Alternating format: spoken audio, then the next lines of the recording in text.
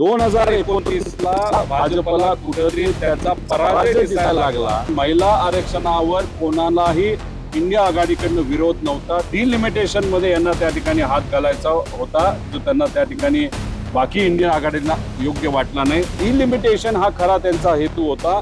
या डिलिमिटेशनला विरोध केला आणि जातीय जनगणना करण्या अगोदरच ते डिलिमिटेशन आणि आकडेवारी वाढवण्याचा प्रयत्न जो भाजपचा होता तो हाणून पाडला। म्हणजे कोलकातामध्ये फक्त राजकारणासाठी या विषयाचा उपयोग केला जाऊ शकतो। स्ट्रॉंग मेसेज या देशात गेलेला आहे की 29 मध्ये वारं नक्कीच बदलणार आहे। की गेल्या वेळेस जेव्हा महिला आरक्षण राजकीय आरक्षणाच्या बाबतीत जेव्हा अधिवेशनात चर्चा झाली होती, सेशनमध्ये पार्लमेंटमध्ये सर्व पक्षांनी, त्याच्यामध्ये इंडिया आघाडीचे पण पक्ष होते, त्यांनी या बिलासाठी पाठिंबा दिला होता। आज स्पेशल सेशन घेऊन महिला आरक्षणाचा मुद्दा फक्त पुढे करून भाजपला काय करायचं होतं तर भाजपला डिलिमिटेशन मध्ये हात घालायचा होता। त्याच्याबरोबर 2011च्या जनगणनेनुसार सर्व समाजाची मागणी होती, खास करून ओबीसी समाजाची सुद्धा मागणी होती की जातीनिहाय जनगणना व्हावी, ज्याची सुरुवात संघर्ष करून आता त्या ठिकाणी सुरू झालेली। राहुल गांधीजींनी सुद्धा हा विषय घेतला होता, आम्ही हा घेतला होता।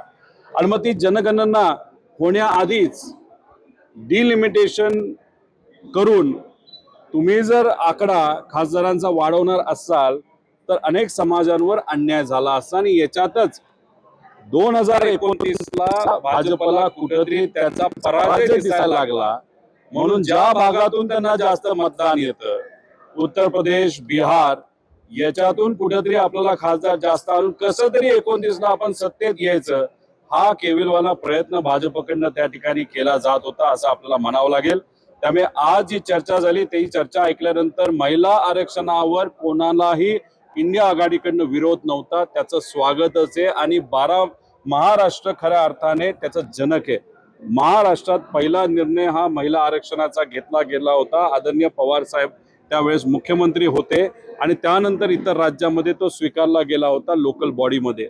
आणि इथं जेव्हा चर्चा होत असताना खरं डिलिमिटेशन मध्ये यांना त्या ठिकाणी हात घालायचा होता, जो त्यांना त्या ठिकाणी बाकी इंडियन आघाडीला योग्य वाटला नाही। उदाहरण घ्यायचं झालं तर महाराष्ट्रामध्ये खासदार हे 56% वाढत होते आणि बिहारमध्ये खासदार हे 66% वाढत होते। मग महाराष्ट्र 56% आणि बिहार आणि उत्तर प्रदेश 66 आणि 70% जर वाढणार असतील, मग कुठेतरी यांचा खेळ होता की आकडे अशा ठिकाणी वाढवावे ज्याच्यात मतदान भाजपला जास्त होईल। आणि डिलिमिटेशनचा अभ्यास तुम्हाला करायचा असेल तर आसामचा अभ्यास करा, त्याच्यामध्ये ज्या पद्धतीने मतदारसंघ फोडलेत, खासदार लोकांपर्यंत पोहोचताच येत नाही, फक्त निवडणूक मिळावी, जिंकावी आणि त्या पद्धतीने भाजपने तिथं खेळ खेळला होता। मी मनापासून सर्व लोक जे खासदार आहेत, ज्यांनी विधायक जे आहे ज्याच्यामध्ये डिलिमिटेशन हा खरा त्यांचा हेतू होता, या डिलिमिटेशनला विरोध केला आणि जातीय जनगणना करण्या अगोदरच ते डिलिमिटेशन आणि आकडेवारी वाढवण्याचा प्रयत्न जो भाजपचा होता तो हाणून पाडला। यासाठी ज्या ज्या लोकांनी या बिलाच्या विरोधात तिथं मतदान केलं आणि संविधान टिकवण्यासाठी प्रयत्न केलं, त्या सर्व खासदारांचे मी अभिनंदन आणि आभार व्यक्त करतो। भाजप या बाबतीत काय करू शकतं हे मी तुम्हाला सांगतो। उद्या कोलकाताला गेल्यानंतर नरेंद्र मोदी साहेब, अमित शाह साहेब आणि त्यांचे सर्व नेते हे इंडिया आघाडीला बोलणार की तुम्ही महिला आरक्षण बिलाचा विरोध केला। म्हणजे कोलकातामध्ये फक्त राजकारणासाठी या विषयाचा उपयोग केला जाऊ शकतो, कारण तिथे असणाऱ्या ज्या लढणाऱ्या आपल्या तृणमूल काँग्रेसच्या नेत्या आहेत तर त्यांनी यांच्या नाकात दम केलेला आहे। म्हणून कुठेतरी या विषयाचा उपयोग हा तिथे कोलकातामध्ये केला जाऊ शकतो, तमिळनाडूमध्ये केला जाऊ शकतो, त्याच्या पलीकडे हे नेते काही या बाबतीत करू शकत नाही। पण एक स्ट्रॉंग मेसेज या देशात गेलेला आहे की 29 मध्ये वारं नक्कीच बदलणार आहे।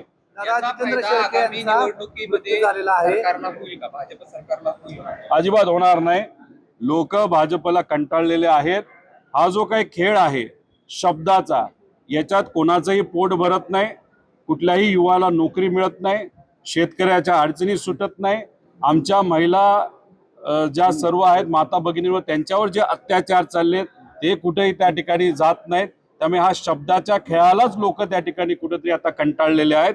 लोकांचं मत आहे हाताला काम, महिलांना सुरक्षता, शेतकऱ्याचा विचार करा, विद्यार्थी युवांचा विचार करा, एवढंच या महाराष्ट्रातल्या देशातल्या सामान्य नागरिकांचं मत आहे. त्यामुळे कुठेही या बाबतीतला परिणाम होणार नाही. फक्त भाजप मात्र याच्यावर 100% राजकारण करेल. पण लोकांना कळलेलं आहे इंडिया आघाडीचे सर्व पक्ष आहेत यांनी महिला आरक्षणाला विरोध केला नाही, पण डिलिमिटेशनला विरोध केलेला आहे.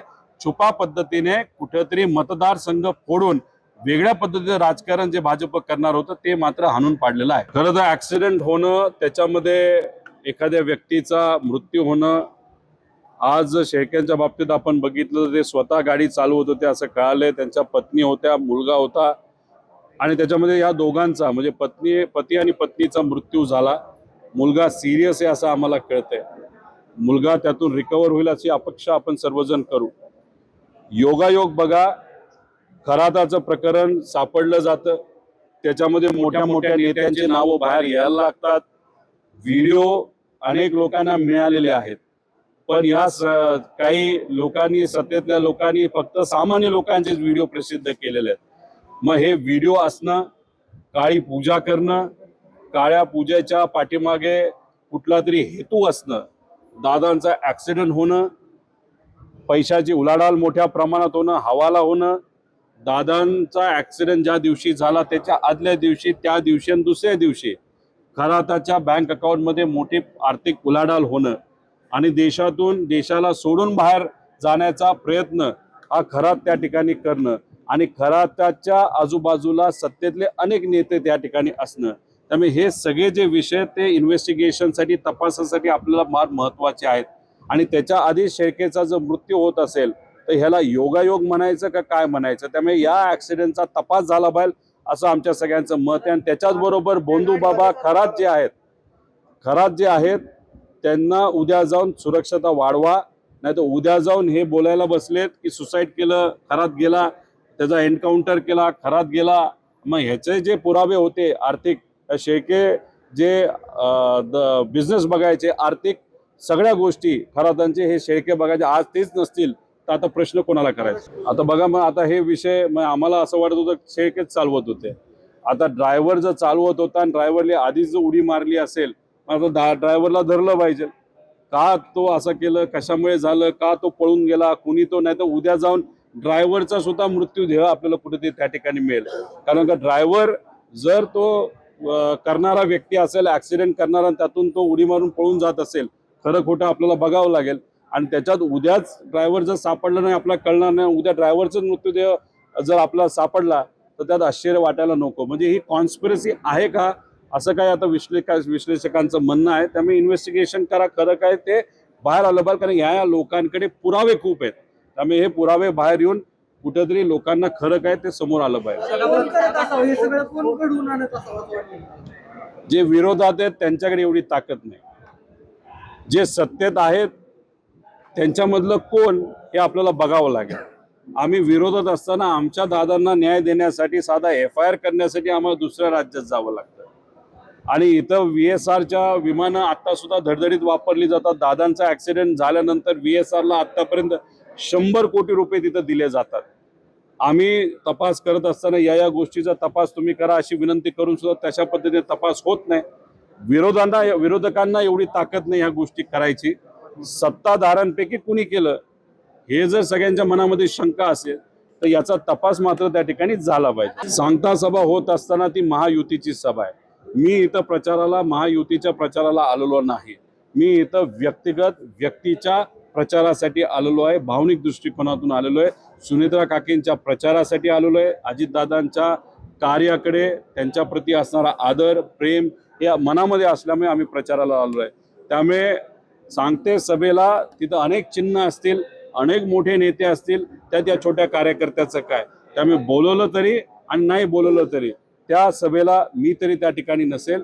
पण माझ्या पद्धतीने माझा परिवार असेल, माझे मित्र परिवार असतील, कार्यकर्ते असतील, यांच्या माध्यमातून सुनेत्रा काकींची लीड कमीत कमी 2,40,000 ते 2,50,000 कशी असेल आणि या देशातला एक इतिहास लीडचा हा बारामतीकर कसे करतील यासाठी फुल नाही तर फुलाचे पाकळे म्हणून मी या ठिकाणी प्रयत्न करत. 0 FIR हा आता तुम्ही एक गोष्ट समजून घ्या, कर्नाटका पोलीस 0 FIR करत असताना FIR जेव्हा तो नोंदवला जातो तो FIR तिथे असणाऱ्या कोर्टाकडे पाठवला जातो.